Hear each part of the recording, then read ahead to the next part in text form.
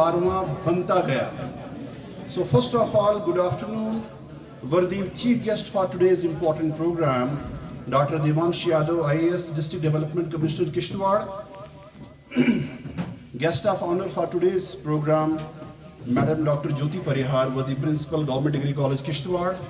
Other dignified faculty members and dear students. I would like to inform you all that today's program is being organized by Career Counseling and Guidance Cell, Government Degree College, Kishtwar, and the theme of today's program is, you can see on the LED also, UPSC Civil Services, Preparation and Strategy. जो response हमें मिला, हालांकि मैं कल ही DC साहब से बात कर रहा था, मैंने कहा सर क्या आप रेडी हैं? सर ने कहा बिल्कुल. हालांकि 26 तारीख को सर ने कहा था कि 2 मई को आप इसको रख लीजिए, जो कि सिंथन फेस्टिवल है, उसके लिए भी सर को बहुत बहुत कंग्रेचुलेशंस. बहुत बढ़िया रहा वो. तो सर ने 2 मई का हमें टाइम दिया था. बिल्कुल सर बिल्कुल वादे के पक्के निकले और आज हमारे सामने सर बैठे हैं. मैं सर को बता दूं कि सर जो ओवरवेलमिंग रिस्पांस हमें बच्चों का मिला, सुबह कल शाम को हमने शेयर किया ग्रुप्स में, और आज बहुत सारे बच्चे ऐसे हैं जो कॉलेज पास आउट्स हैं. वो हमें बता रहे थे सर प्लीज़ क्या हमें अलो करेंगे आप कॉलेज में. तो मैं उनको बोल रहा था कि पहले तो हम अपने बच्चों को ही जो अभी यहाँ पे पढ़ रहे हैं उन्हीं को पहले परमिशन है. हालांकि आप भी हमारे स्टूडेंट हो, यहीं से पास आउट हो, तो बहुत सारे बच्चे इसको अटेंड नहीं कर पाए, एक तो जगह की वजह से और दूसरा कुछ इस तरह का. Our District Development Commissioner Shri Devansh Yadav ji, respected faculty members and my dear students, I feel honored and privileged to welcome all of you on behalf of Government Degree College, Kishtwar, and my special welcome to our today's chief guest, about whom I must say that action speaks louder than words. And this proverb, it is justified when we use it for our today's chief guest. Because in a small span of time, this town of Kishtwar has witnessed the action taken by our District Development Commissioner, whether the initiatives taken by him, whether in the field of this establishing these 2 cricket pitches in the college, or establishment of various libraries, setting up of the coaching classes for the students. So always sir is taking initiatives for the betterment of the student community and for the whole public of Kishtwar in general. Today's sir, we are very thankful to you that you have spared your this time from your busy schedule and you are here with all of us. And I hope that this today's interaction with the students, it is going to help them in their future this endeavors, and it will help our students in the choice of the career. And in future also we hope the same cooperation from the Office of the District Development Commissioner. And I also congratulate our Guidance and Counseling Cell for taking this initiative, and I appreciate their initiative and hope that they will organize such type of more and more programs for the betterment of the students. So with these words, I request Professor Faisal Mushtaq for the further proceedings. Thank you.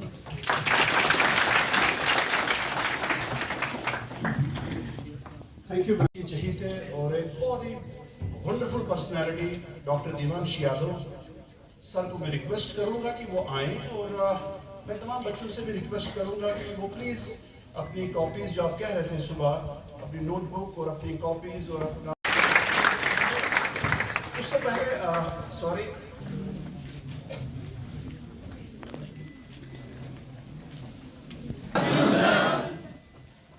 Respected Principal Ma'am, GDC Kishtwar, Career Counseling Cell and सारे students. So I think we'll keep it mixed language, English and Hindi Urdu combined, ताकि सब लोगों को समझ में आए. इतने सारे students हैं जो अभी इसके बारे में सोच रहे हैं, तो aspirants कौन कौन है, यानी कि जो already तैयारी शुरू कर चुके हैं. और मैं एक्सपेक्ट करूंगा कि बाकी सारे इसके बारे में सोच रहे हैं. They are contemplating whether to take it as a career option or not, right? Yes, sir. ठीक है. तो यहाँ पे मुझे जो स्टूडेंट्स का बैकग्राउंड बताया गया है, all of you would be in the age group of 21, 22, 23. Yes, sir. So you will be completing your graduation in next 1, 2 or 3 years depending आप किस साल में है ना. तो सबसे पहली चीज वाई यूपीएससी. पहले तो वाई यूपीएससी से पहले व्हाट इज यूपीएससी. तो यूनियन पब्लिक सर्विस कमीशन. सबसे पहले तो यूपीएससी इज नॉट आईएएस. ये बड़ा लोगों के माइंड में मिथ होता है. UPSC conducts n number of entrance examinations for government of India. अगर भारत सरकार को कोई भी एग्जाम कराना है तो they will use UPSC, they will request UPSC which is a constitutional body. So what is the importance of a constitutional body? कि उसका जो अपना मैंडेट है वो कोई एग्जीक्यूटिव ऐसे चेंज नहीं कर सकता. इवन अगर कोई मिनिस्टर बोले कि भाई आज ऐसे नहीं ऐसे कर दो, नो, उसके लिए आपको पार्लियामेंट में अप्रूवल लेनी पड़ेगी, पूरे मेंबर ऑफ पार्लियामेंट का कंसेंट चाहिए. So it's a constitutional body which is having a mandate to carry out recruitment on behalf of government of India. तो बहुत सारे एग्जाम्स लेता है.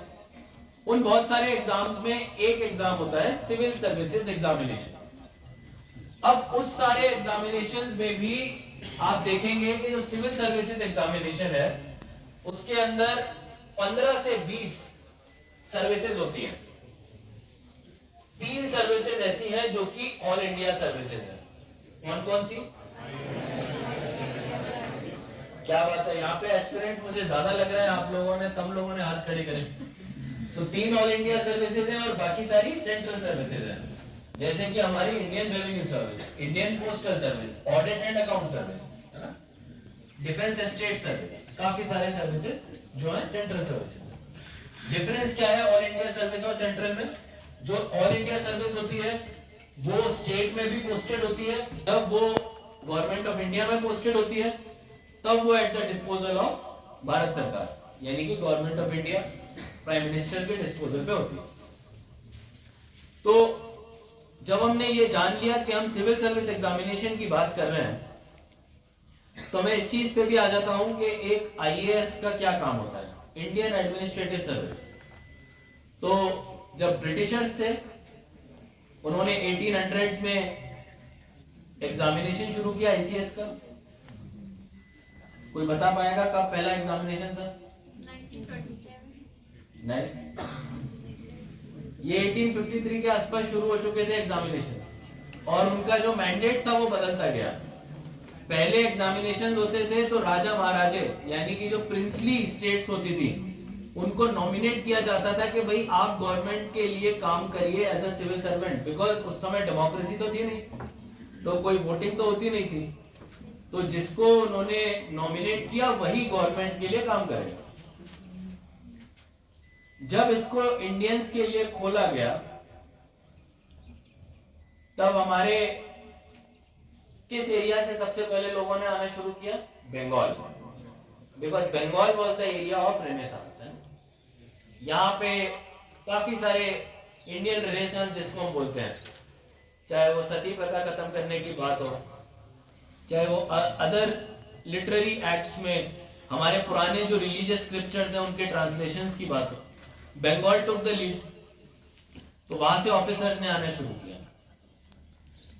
ये सिलसिला चलता रहा 1900s तक. दोनों वर्ल्ड वॉर्स हो गए और जब इंडिया 1947 में आजाद हुआ तब उस टाइम कॉन्स्टिट्यूएंट असेंबली के पास ऑप्शन था कि सिविल सर्विस को कंटिन्यू रखा जाए या इसको हटाया जाए. हटाया क्यों जाए? Because they were instruments of exploitation by the British government. जब सिविल सर्वेंट्स अंग्रेजों के लिए काम कर रहे थे तो वो अंग्रेजों के लिए जो अंग्रेज बोलते थे वो चीज करते थे. तो there was resentment among the Indian leadership कि why should we engage such people. But at the same time Sardar Patel, who was the home minister of the country at that time, said that civil service has a mandate. वो mandate है एक steel frame of the country. जो भी powers in the place उस समय होंगी वो country को एक सिस्टम के थ्रू चलाए, ये सिविल सर्विस की जिम्मेदारी है। और इसीलिए अभी हमने इंडियन सिविल सर्विस को इंडियन एडमिनिस्ट्रेटिव सर्विस बनाने की जरूरत है। इससे ये होगा कि एक तो इनका जो मैंडेट था, पहले ये कॉलोनियल मास्टर्स के लिए काम कर रहे थे, now they will be accountable to the public. And democracy में public is represented by the elected leaders, which means the prime minister, chief minister and the ministers of council of ministers। दूसरा इन्होंने बोला कि जो all India service है वो state में भी रहती है, सेंटर में भी रहती है।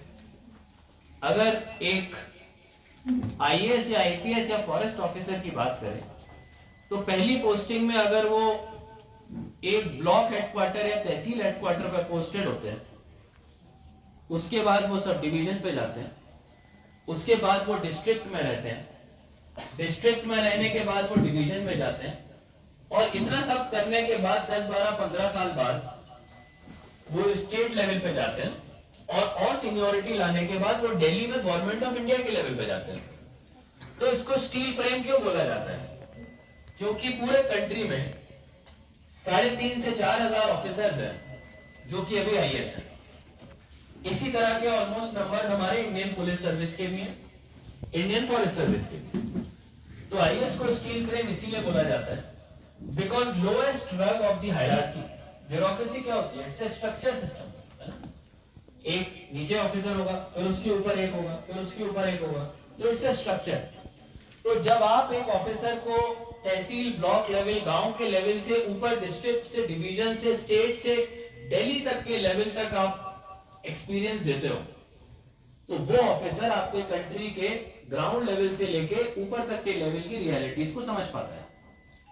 और स्टील फ्रेम का काम है कंट्री को जोड़ के रखना, क्योंकि पॉलिसीज तो बनती रहेंगी, जैसे भी गवर्नमेंट आएंगी वो अपनी पॉलिसीज बनाती रहेंगी, लेकिन उन पॉलिसीज में कंटिन्यूटी रहे।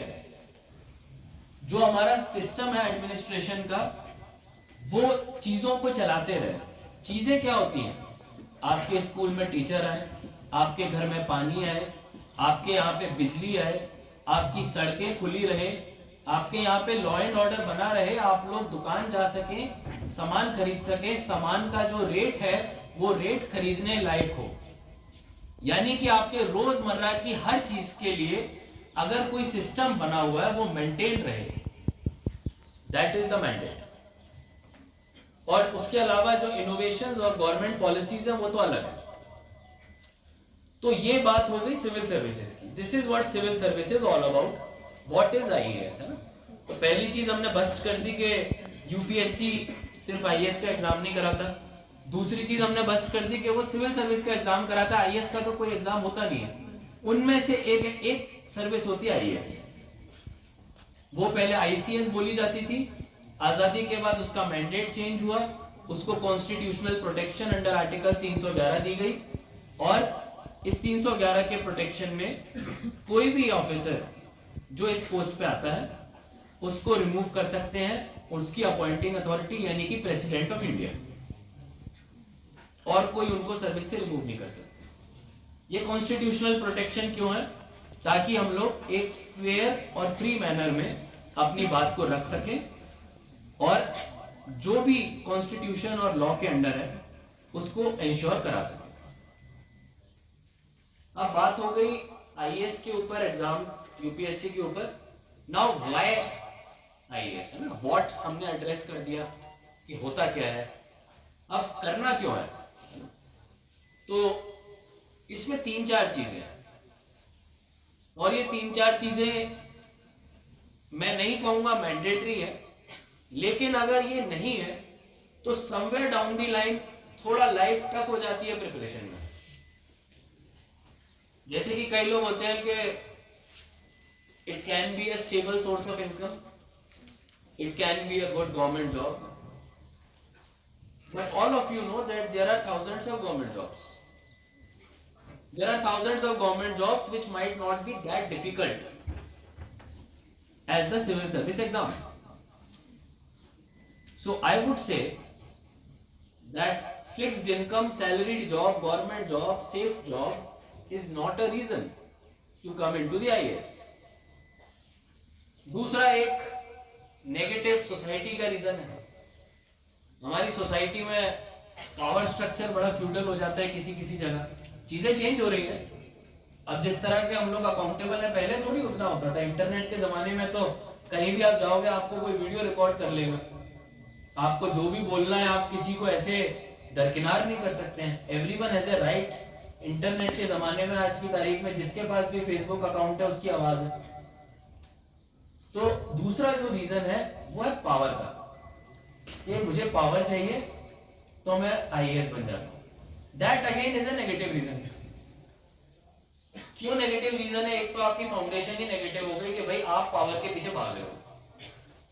आज का जमाना 21st सेंचुरी का है. पहली बार सिविल सर्विसेज अब उस तरह की सिविल सर्विसेज नहीं रही कि भाई किसी ने कोई ऑर्डर दे दिया और वो इंप्लीमेंट हो जाएगा. Civil services is accountable. In the day of internet, in the modern age, हम सबको जवाबदेही देनी पड़ती है. उसके साथ साथ सिस्टम में चेक्स एंड बैलेंसेस बहुत है. जुडिशियरी है, हमारे साथ जो इलेक्टेड रिप्रेजेंटेटिव्स होते हैं वो हैं, मीडिया है, जनरल पब्लिक है.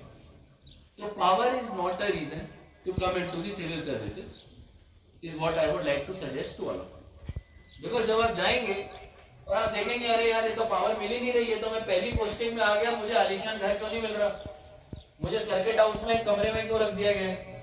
तो आप बोलोगे ये तो मेरा पूरा मिथ ही खत्म कर दिया. मुझे तो बताया गया था कि डीसी के बहुत बड़े बड़े बंगलो होते हैं. ऐसा क्यों नहीं? तो सब जगहों पे अलग अलग सिस्टम्स होते हैं. कहीं पे आपको काफी कंफर्ट मिलेगा, कहीं पे बड़ा घर हो सकता है, कहीं पे छोटा घर हो सकता है. But you have to be open minded. You can't go there for power. So these are the two reasons which you should not take. Now what are the reasons which you should take for going into the UPSC?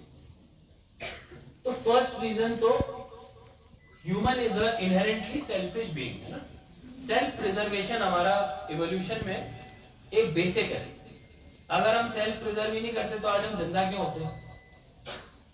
अगर हम खाना ही नहीं खाते, हम अपना सारा खाना घर का किसी को बांट देते, दुनिया में तो बहुत गरीबी है, तो हम तो भूखे मर जाते हैं. तो first we have to self preserve. So what is the selfish reason? It is the self satisfaction that this job offers.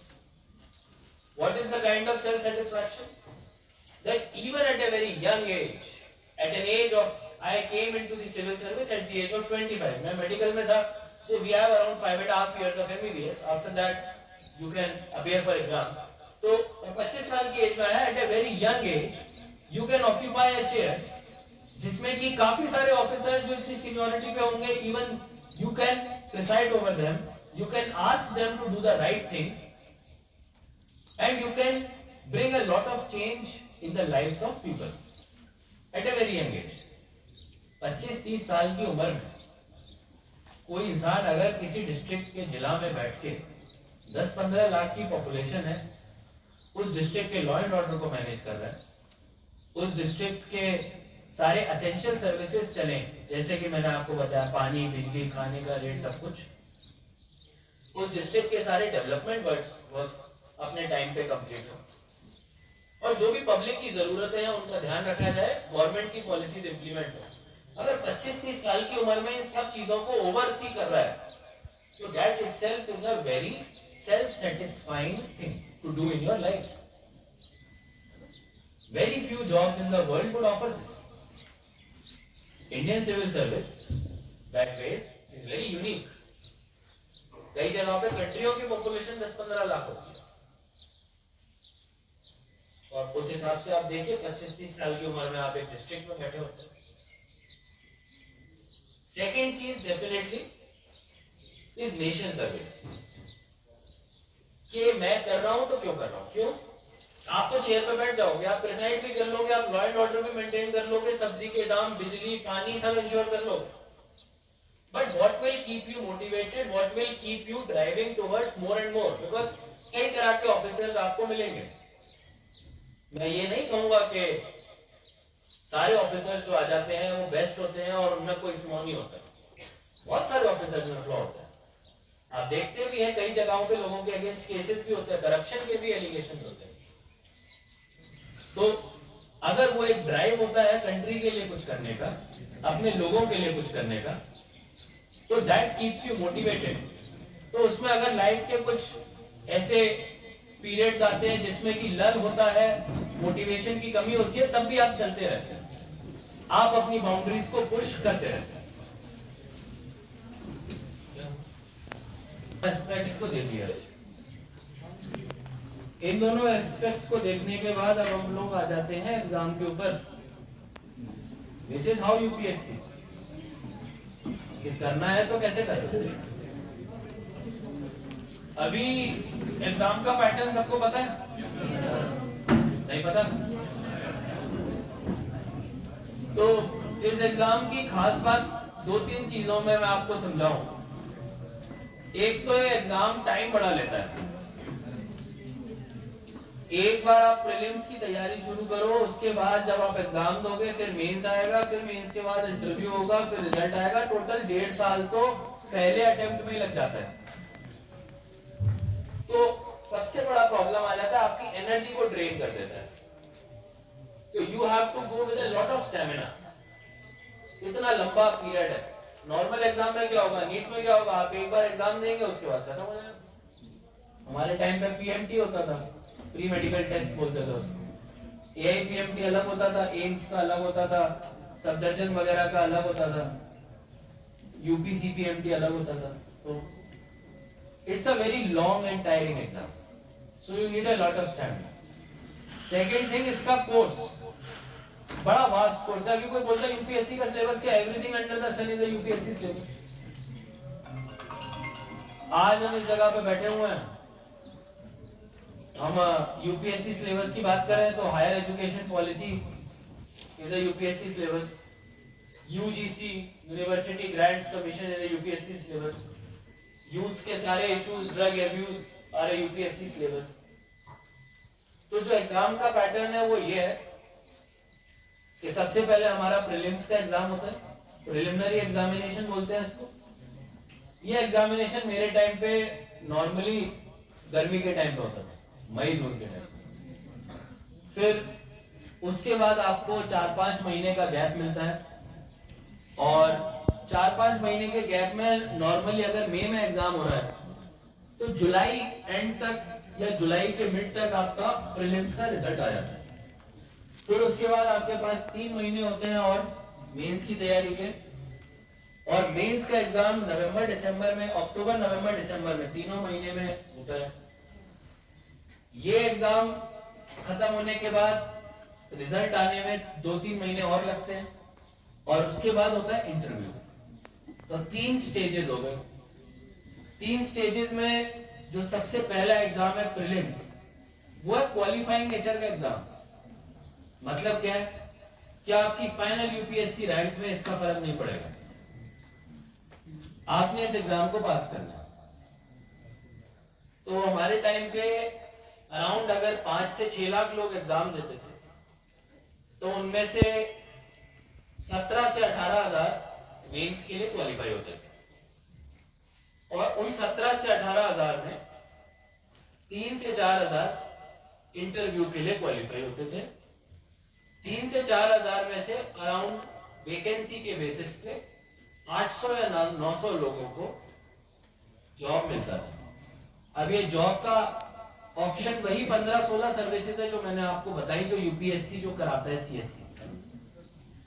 तो प्रीलिम्स का जो क्वालिफाइंग नेचर का एग्जाम है, इसमें पहला पेपर होता है जनरल स्टडीज का, 200 मार्क्स का है, multiple choice questions MCQ. Second जो होता है प्रीलिम्स के अंदर ही, वो होता है आपका सीसैट,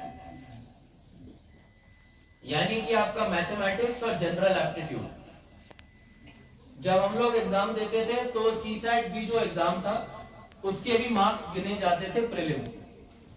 अब वो हो गया केवल और केवल क्वालिफाइंग, यानी कि 33% मार्क्स लेके आ जाओ एंड आप सीसैट वाले प्रॉब्लम से थ्रू। तो जो मैथ्स के स्टूडेंट्स होते हैं बैकग्राउंड के, उनके लिए काफी आसान होता है। उस टाइम पे आर्ट्स के स्टूडेंट्स बोलते थे why should it be made mandatory. तो गवर्नमेंट ने बोला है certain amount of aptitude is required everywhere. Daily life में आप देखोगे मैथमेटिक्स से आप कहां दूर जा सकते हो, और जगह आपको चाहिए, दुकान पे जाओगे कोई सामान खरीदोगे मैथ्स चाहिए। So certain degree of aptitude is required, that is why it's made qualifying 33%. Prelims का हो गया, MCQ 200 क्वेश्चंस हो गए, आपने एग्जाम पास किया। 5 लाख लोग दे रहे हैं, 5 लाख आज कभी कभी 7-8 लाख भी हो जाता है। उनमें से केवल और केवल 17 से 18 हजार क्वालिफाई करेंगे मेंस के। प्रॉब्लम नंबर 1, यूपीएससी की तैयारी जब आप शुरू करते हो तब आप शुरुआत से प्रीलिम्स के लिए पढ़ने लग जाते हैं। It's a fundamentally flawed approach, because this exam marks are not going to count for your ranking, so you should prepare for your mains exam. और मेंस एग्जाम की प्रिपरेशन के बेसिस पे आप ऑटोमेटिकली प्रीलिम्स की भी तैयारी करने लग जाते हो, क्योंकि सिलेबस लार्जली सेम रहता है। और prelims because it's a MCQ driven exam, तो उसमें चीजें ज्यादातर मेमोराइज करनी पड़ती है। वहीं मेंस में आपको एप्लीकेशन होता है, यानी कि you have to apply your mind. आपसे एक सवाल पूछ लिया, उसमें यस और नो का जवाब तो प्रीलिम्स में पूछ लेंगे, लेकिन वाई का जवाब आपसे मेंस में पूछेंगे। तो जब वो वाई का जवाब पूछेंगे तब आपको उसकी सारी हिस्ट्री डिटेल पूरी लिखनी पड़ेगी जवाब में। So it is a very conceptual exam, while prelims is a very memorizing exam. So you should start your preparation having mains as the center of attention. अगर आपका attention ही दूसरी जगह होगा तो आप तैयारी क्या करोगे? तो पहली चीज तो यही अपने ध्यान रखें। दूसरी चीज, प्रीलिम्स का बड़ा ज्यादा फोकस होता है करंट अफेयर्स। करंट अफेयर्स के लिए अभी भी मैं 15-16 में एग्जाम दे रहा था, अभी भी हिंदू का जो न्यूज़पेपर है और इंडियन एक्सप्रेस के जो न्यूज़पेपर है, ये दोनों एक तरीके के आइडियल सोर्स है for readily available current material, current affairs. तीसरा है विजन आईएएस का मंथली एक करंट अफेयर्स का बुकलेट आता है, वो ऑनलाइन भी अवेलेबल होता है। अगर हम इन तीनों चीजों में, न्यूज़पेपर एक ही पढ़िएगा दोनों में से, एक न्यूज़पेपर और एक विजन आईएएस का करंट अफेयर्स का मटेरियल महीने का पढ़ लें, तो सारी करंट अफेयर की चीजें हमारे नॉलेज में रहेंगी, कोई भी चीज हमसे बाहर नहीं जाएगी। कई बच्चे न्यूज चैनल देखने लग जाते हैं, न्यूज चैनल में डिबेट्स होती है, वो चीज जो 10 मिनट में बोली जा सकती थी वो आधे घंटे में बोलेंगे। आपने देखना भी है तो कभी कभी राज्यसभा टीवी, और वो भी जब वो कोई यूजफुल डिबेट कर रहे हो। But in most cases you will realise कि ज्यादातर चीजें इन दो न्यूज़पेपर है, हिंदू और इंडियन एक्सप्रेस और विजन आईएएस के करंट अफेयर से सॉल्व हो जाएंगे। तो जब हम प्रीलिम्स की तैयारी फोकस में नहीं रखते और मेंस की तैयारी से ही शुरू करते हैं, तो उसमें अगर मेंस के सिलेबस की बात करें, अच्छा सी सेट की मैं बता देता हूं। सी सेट की तैयारी का बड़ा सिंपल है। बाजीराव एंड रवि आपने सुना होगा, उसका एक सी सेट का मटेरियल होता है प्रिपरेशन का, वो आपको कुछ बेसिक चीजों के बारे में बता देता है, और उसके बाद आपने उस बुकलेट को पढ़ने के बाद मल्टीपल सी सेट के आंसर शीट सॉल्व करने होते हैं, एंड दैट इज ऑल। ऐसे के कितने मार्क्स होते हैं? सारे एग्जाम्स के 250 मार्क्स। तो पेपर होगा आपका ऐसे का 250 मार्क्स, इसमें आपसे 2 ऐसे लिखवाए जाएंगे, 125 मार्क्स ईच। उसके बाद आपका पहला ऑप्शनल होगा जो कि होगा हिस्ट्री और ज्योग्राफी। एथिक्स का होगा, ये एथिक्स का पेपर 2011-12 में शुरू हुआ।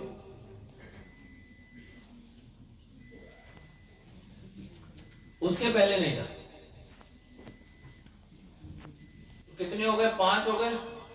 5 इंटू 250 1250, 1250 500 मार्क्स का ऑप्शनल है, 250 ईच।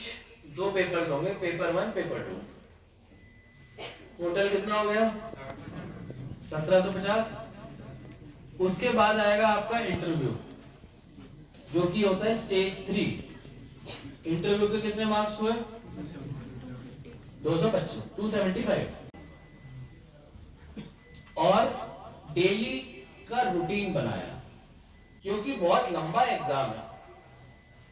ऐसा नहीं है कि हम 6 महीने तैयारी करेंगे और एग्जाम दे दिया। पूरा 1 साल तैयारी करना है, और उसके अगले 1 साल तक भी अगर एग्जाम देते रहेंगे तो प्रैक्टिकली आपकी लाइफ के 2 साल चलेंगे। तो उसमें आपने सबसे पहले जीएस से शुरुआत की। मान लीजिए आपने हिस्ट्री से शुरुआत की।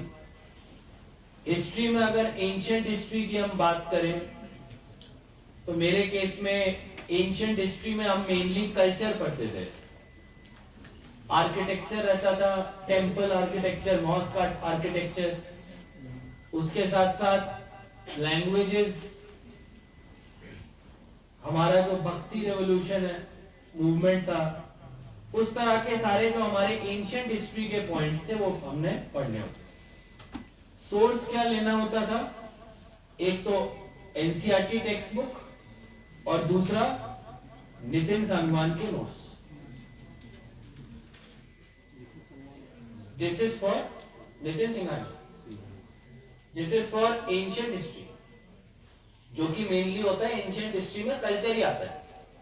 कहने का मतलब है, अगर हम अशोका की बात करें तो वो आपको अशोका के आयरन पिलर के ऊपर सवाल पूछेंगे, ये नहीं पूछेंगे कि अशोका ने कलिंगा में कैसे विक्ट्री करी थी अपनी। तो they will not go into the history aspect more, they will focus into the culture and language and art aspect in case of ancient history. Second जो हम चीज पढ़ेंगे, मिडिवल हिस्ट्री। मिडिवल हिस्ट्री बहुत कम आती है as far as mains paper is concern. Mainly आती है प्रीलिम्स के एग्जाम में, और प्रीलिम्स के एग्जामिनेशन में जो आती है वो हम एनसीईआरटी के थ्रू सारा उसका इंफॉर्मेशन ले सकते हैं। That is your first text book to refer to. फिर हम आ जाते हैं lastly modern history. Modern history सबसे ज्यादा सिग्निफिकेंट होती है। मॉडर्न हिस्ट्री में एक तो हमारी स्पेक्ट्रम की किताब होती है ना, एक इंडिया बिफोर इंडिपेंडेंस, एक India after independence, Bipin Chandra की 2 किताबें हैं। इसमें इंडिया बिफोर इंडिपेंडेंस जो है 1857 से शुरू होता है और 1947 तक जाता है। ये जो किताब है इसी का शॉर्टर वर्जन स्पेक्ट्रम की किताब है। तो अगर कभी हमने शुरुआत की बिपिन चंद्रा पढ़ के एक लार्जर आइडिया ले लिया कि 1857 से 1947 तक क्या हुआ, और उसके बाद हमने स्पेक्ट्रम की किताब को line by line, point by point याद ऐसे किया as if it is on the back of our mind. It is the most important book as far as history is concern. Freedom struggle के लेके भी इसमें एक एक चीज को डिटेल से बताया गया है। अलग अलग मूवमेंट्स को लेके भी एक एक चीज को डिटेल से बताया गया। जब हमने एंशिएंट हिस्ट्री खत्म कर दी, बात आ गई इंटरनेशनल रिलेशंस की। इंटरनेशनल रिलेशंस में जिस तरह के सवाल आपको मिलेंगे, आई वुड सजेस्ट कि आप विजन आईएएस का इंटरनेशनल हिस्ट्री का मटेरियल एक बार रेफर कर लें, जिससे कि आपको स्पेशली इंटरनेशनल इंस्टीट्यूशंस जैसे कि यूनाइटेड नेशंस, यूनिसेफ, डब्ल्यूएचओ, इन सब के बारे में जानकारी मिल जाए। कुछ important events in history, world history, उसके लिए हम बात करें जैसे कि American civil war, French revolution, उसके साथ साथ वर्ल्ड वॉर 1 और 2। तो ये जितना हमारा बोल के चले 15th सेंचुरी से 19th और 20th सेंचुरी का पीरियड है वर्ल्ड हिस्ट्री का, इसके लिए हम किसी भी एक कोचिंग का मटेरियल, यानी कि इनके क्लास के नोट्स होते हैं, इन क्लास के नोट्स को रेफर कर लें। जब हम इनके क्लास के नोट्स को रेफर कर लेंगे, उसमें हम लोग अपने खुद के भी पॉइंट्स बनाते जाएंगे, एंड दैट इज ऑल.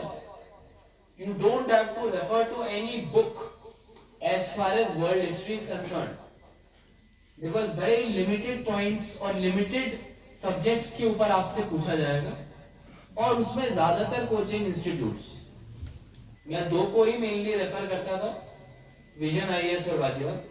इनका जो रीडिंग मटेरियल होता है वो वर्ल्ड हिस्ट्री के लिए सफिशिएंट होता है. इंटरनेशनल रिलेशंस यानी कि डिप्लोमेसी की अगर हम बात करें, एक इंपॉर्टेंट सर्विस मैंने आपको नहीं बताई, इंडियन फॉरेन सर्विस, वो भी सिविल सर्विस एग्जाम के थ्रू जाती है. एक टाइम होता था जब प्रेफरेंस में स्टूडेंट्स के फॉरेन सर्विस ज्यादा रहती थी. फिर अभी पिछले 50-60 साल से लोग आईएएस को ज्यादा अपने ऊपर में रखते हैं, बट फिर भी काफी सारे जो टॉपर्स रहते हैं वो कोशिश करते हैं कि हम फॉरेन सर्विस में जाएं. बहुत आपको इंस्टेंसेस मिलेंगे. तो जो डिप्लोमेसी वाला पार्ट है उसके लिए कोई किताब रेफर मत करिए. Current affairs is your go to thing. यानी कि अगर आपने अपने न्यूज़पेपर को मेथोडिकली डेली पढ़ा, एक रूटीन बना लिया, सुबह न्यूज़पेपर आया, हमने न्यूज़पेपर रीडिंग के बारे में भी मैं बताऊंगा कैसे पढ़ना होता है, हमने उसको अगर पढ़ लिया तो हमारा जितना भी इंटरनेशनल रिलेशन है वो सारा हो जाएगा. तो अगर हम हिस्ट्री को सम अप करें तो एंशिएंट हिस्ट्री के लिए नितिन सिंघानिया के नोट्स और एनसीईआरटी, मॉडर्न हिस्ट्री के लिए स्पेक्ट्रम की किताब और Bipin Chandra, medieval history prelims में ज्यादा आती है, मेंस के एग्जाम में बहुत कम आती है, उसके लिए हमारे एनसीईआरटी की जो किताब है that is sufficient. World history के लिए वाजीराम या विजन आईएएस के नोट्स, और डिप्लोमेसी इंटरनेशनल रिलेशंस के लिए newspaper. This is the syllabus as far as history and world relations are concerned.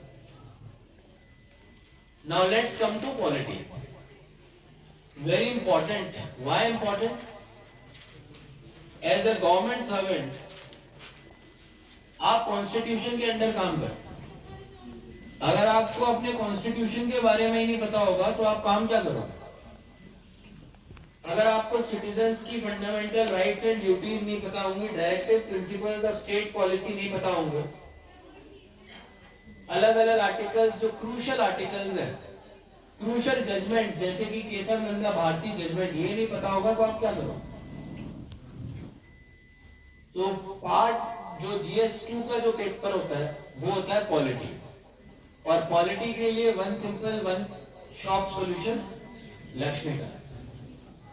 You have to just go to Lakshmikant, remember every single line of it, and you are good to go. However, polity exam as far as mains is concerned is very much related to current affairs. कई बार आप लोग disheartened हो जाते हैं बच्चे ना, aspirants बोलते हैं हम तो इतनी सारी किताब पढ़ के गए थे, लेकिन जब सवाल पूछे तो कुछ लक्ष्मीकांत में से तो केवल 3-4 सवाल ही थे, बाकी तो सारा वो इंटरनेशनल रिलेशन आ गया कहीं पे इन्होंने करंट अफेयर पूछ लिया. तो करंट अफेयर पे बड़ा जोर रहता है, और जब आप तैयारी करते हैं तब भी आप सोचें कि जो चीज, मान लो इस साल अगर हम तैयारी शुरू करें, कि जो चीज इस साल के अक्टूबर नवंबर दिसंबर जनवरी फरवरी में होगी ना, उसका बड़ा चांस है अगले साल जो हम यूपीएससी का एग्जाम देंगे उसकी पॉलिटी में क्वेश्चन आने का. और वो कैसे? मान लो किसी जगह पे, फॉर एग्जांपल महाराष्ट्र में अभी सुप्रीम कोर्ट में केस चल रहा है शिवसेना के 2 फैक्शंस का, उसमें इलेक्शन सिंबल की बात हो रही है, तो कौन सी पार्टी रिकॉग्नाइज्ड होगी, एंटी डिफेक्शन लॉ के ऊपर भी सवाल आ जाता है. तो ये सारे टॉपिक्स बड़े इंपॉर्टेंट हो जाएंगे अगले साल के और इस साल के मेंस एग्जाम में as far as polity is concern.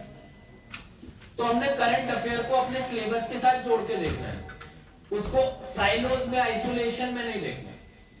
ये एग्जाम है ही ऐसा, आपने एक ब्रॉड विजन बना लेना है कि भाई हमसे क्या एक्सपेक्ट करते हैं. भाई हमसे ये एक्सपेक्ट करते हैं कि हम तो ऑफिसर बन गए, ऑफिसर बनने के बाद कैसा जवाब लिखेंगे वो जवाब हमको चाहिए. तो you have to think like an officer. How will you think like an officer? When you will be looking at the current affairs and linking them with your textbook. So that is very important when it comes to your quality. अब हम part 3 GS3 की तरफ आ जाते हैं, यानी कि economics. Economics के लिए काफी सारी किताबें हैं मार्केट में। अभी आप लोगों के ऊपर है आप किसको रेफर करें। I did not read any one particular book. Vajiram का जो इकोनॉमिक्स का मटेरियल था, as far as macro economics is concern, क्योंकि माइक्रो इकोनॉमिक्स ज्यादा आती नहीं, मैक्रो इकोनॉमिक्स आती है। मैक्रो इकोनॉमिक्स में क्लास 12 की इकोनॉमिक्स की किताब होती है, बड़ी सिंपल होती है। आप वाजीराम के नोट्स पढ़ लो और उसके बाद वो मैक्रो इकोनॉमिक्स की किताब पढ़ लो, आपका मेजर इकोनॉमिक्स का पार्ट कंप्लीट हो जाता है। कोई और एलिमेंट रह जाए तो श्रीराम के इकोनॉमिक्स के नोट्स काफी अच्छे होते हैं। ऑफ कोर्स आपने लेटेस्ट मार्केट ट्रेंड को देखना पड़ेगा। अभी have those notes been able to keep up with the demand of UPSC in the past 7 or 8 years और नॉट, बिकॉज सिलेबस भी तो अपडेट होता रहता है। आज की तारीख में इन्फ्लेशन की इंपॉर्टेंस जितनी है शायद उस टाइम पे नहीं रही हो। आज की तारीख में इकोनॉमिक सर्वे एक बड़ा इंपॉर्टेंट रोल प्ले कर रहा है, तो आपने इकोनॉमिक सर्वे को भी अपना पढ़ना है। That is again as important as your macro economics text book. तो 3-4 चीजें हो गई इकोनॉमिक्स के। एनसीईआरटी की मैक्रो इकोनॉमिक्स क्लास 12 वाली, वाजीराम के श्रीराम के इकोनॉमिक्स के नोट्स, तीसरा इकोनॉमिक सर्वे। और अगर ये भी चीज छूट जाती है तो कंसेप्चुअल क्लैरिटी के लिए वाजीराम के इकोनॉमिक्स के। तो यानी 2 कोचिंग क्लासेस के इकोनॉमिक्स के नोट्स हो गए, वाजीराम के भी और श्रीराम के भी। हमने दोनों को जोड़ा, दोनों के बेस्ट एलिमेंट से अपने मैक्रो इकोनॉमिक्स के एनसीईआरटी को लिंक किया, और फाइनली इकोनॉमिक सर्वे, जो कि एक तरीके के आज के गवर्नमेंट के इकोनॉमिक प्रायोरिटीज को दिखाता है, उसको हमने फाइनल डॉक्यूमेंट की तरह रेफर किया। इन 4 चीजों को आपने पढ़ लिया, आप अपने इकोनॉमिक्स को समझ गए। और बहुत ही इंटरेस्टिंग है, इकोनॉमिक्स इज लाइक साइंस। काफी चीजें कॉन्सेप्चुअली चलती है। आपसे कोई सवाल पूछ ले कि भाई इंडिया मैन्युफैक्चरिंग हब बनने की रास्ते पे है, लेकिन सर्विसेज सेक्टर ज्यादा आगे क्यों निकल रहा है, व्हाट आर आवर वीकनेसेस। तो हमने बड़ा लिंक करना होता है ना चीजों को। अगर किसी ने इकोनॉमिक्स पढ़ी है तो economics is all about linking multiple things. अगर आपका मैन्युफैक्चरिंग सेक्टर आगे नहीं जा रहा है तो उसमें हर चीज में हमने फैक्टर्स ऑफ प्रोडक्शन देखने होते हैं। फैक्टर्स ऑफ प्रोडक्शन 3 चीजें होती है, लैंड, लेबर, कैपिटल। ये मैं इकोनॉमिक्स का आपको बेसिक बता रहा हूं। लैंड, लेबर और कैपिटल क्या मतलब है इसका। अगर मैंने जूते की फैक्ट्री लगानी है किश्तवाड़ में, तो पहली बात तो मेरे पास वो होना चाहिए जमीन, फिर उसके बाद मेरे पास लेबर होनी चाहिए, लेकिन लेबर कौन सी, सस्ती लेबर। अगर मैं कहीं बाहर से दिल्ली से लेबर बुलाऊंगा तो वो तो लेबर मुझे कॉस्टली पड़ गई, तो फिर लोग बोलेंगे भाई फैक्ट्री दिल्ली में लगनी चाहिए, आप इधर क्यों लगा रहे हो। और तीसरा कैपिटल। कैपिटल यानी कि फैक्ट्री लगाने का मेरे पास पैसा होना चाहिए। इसके बाद जरूरी चीज क्या है, अगर मेरी फैक्ट्री को चलना है तो अवेलेबिलिटी ऑफ रॉ मटेरियल। तो अगर मेरे पास रॉ मटेरियल यानी कि लेदर ही नहीं है तो मैं कहीं दूर से लेदर इधर मंगवाऊंगा। मान लो मुंबई से लेदर मंगवाता हूँ या लुधियाना से मंगवाता हूँ, तो लुधियाना वाला बोलेगा तो यार फैक्ट्री मेरे यहाँ पे लगनी चाहिए थी, मैं तो दिल्ली के ज्यादा पास हूँ। तो इकोनॉमिक्स एक बड़ा कॉन्सेप्चुअल सब्जेक्ट है। अगर आप क्वेश्चंस को कॉन्सेप्चुअली एड्रेस करोगे, फैक्टर्स ऑफ प्रोडक्शन को अपने माइंड में रखोगे सेंटर में, कि भाई लैंड, लेबर, कैपिटल और रॉ मटेरियल और मार्केट, 5 चीजें हो गई हमारी। मार्केट का मतलब क्या हुआ, जूते बेचने हैं भाई, यहां से भेजने के लिए दिल्ली में तो मार्केट रखा हुआ है मेरा, मैंने जूते बना दिए, उसकी कोई इधर डिमांड ही नहीं है, तो मैं क्या करूंगा। तो इकोनॉमिक्स का बेसिस हो गया, पहला पिलर क्या है, factors of production, land, labour, capital, raw material और मार्केट। 5 चीजें हो गई। पहला पिलर। दूसरा पिलर डिमांड सप्लाई। हर चीज का डिमांड और सप्लाई का ग्राफ बनता है। आपसे कोई इन्फ्लेशन की सवाल पूछता है, हाँ भाई टमाटर महंगा क्यों हो गया? 2 चीजें हो सकती हैं, या तो टमाटर की सप्लाई कम हो गई हो या टमाटर की डिमांड बढ़ गई हो। इन दोनों रीजंस की वजह से टमाटर का रेट बढ़ गया। टमाटर का रेट बढ़ गया, उसको हमने क्या बोला है? टमाटर का इन्फ्लेशन हो गया, है ना? तो 2 अगर हमने चीजें बना ली, फैक्टर्स ऑफ प्रोडक्शन और डिमांड सप्लाई, इन 2 के बेसिस पे, कॉन्सेप्ट्स के बेसिस पे हम अगर ये रिसोर्स मटेरियल पढ़ते हैं तो हमारी इकोनॉमिक्स हो जाएगी। सेकंड पार्ट कौन सा होता है GS3 का?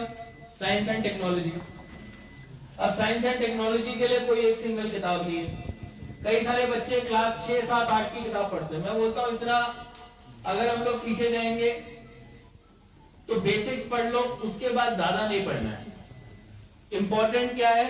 इंपॉर्टेंट है इकोलॉजी।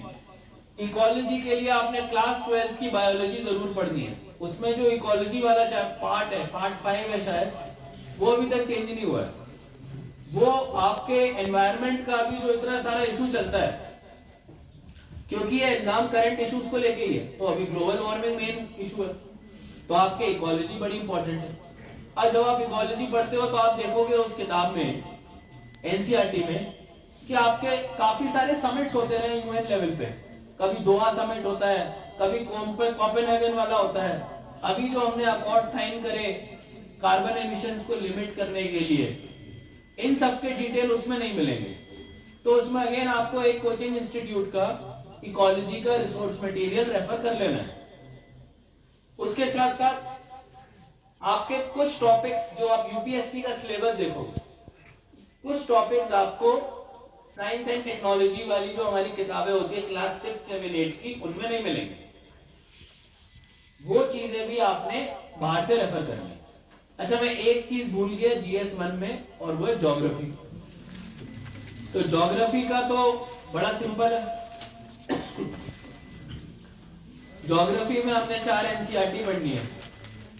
क्लास 11 की 2 है, क्लास 12 की 2 है। They are the bedrock of basic fundamentals of geography as far as UPSC is concern.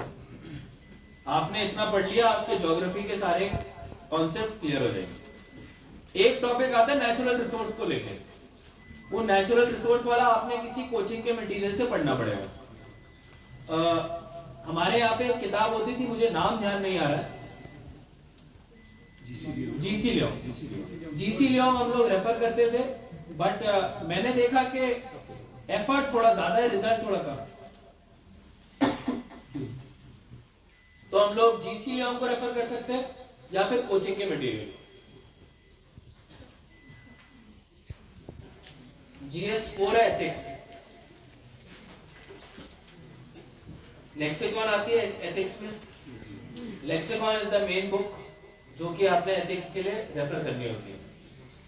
इसके अलावा अगर आप एक कोचिंग इंस्टीट्यूट का भी मटेरियल ले लेंगे just to keep the questions ready. Ethics में क्या होगा ना, आप लेक्सिकॉन पढ़ के चले जाओगे, हार्डली 2 या 3 ऐसे सवाल होंगे जो कि कॉन्सेप्ट्स पे होंगे, यानी कि मॉरल्स क्या होता है, सोसाइटल एथिक्स क्या होता है। बड़े कम सवाल होंगे जो कि कॉन्सेप्ट्स पे होंगे।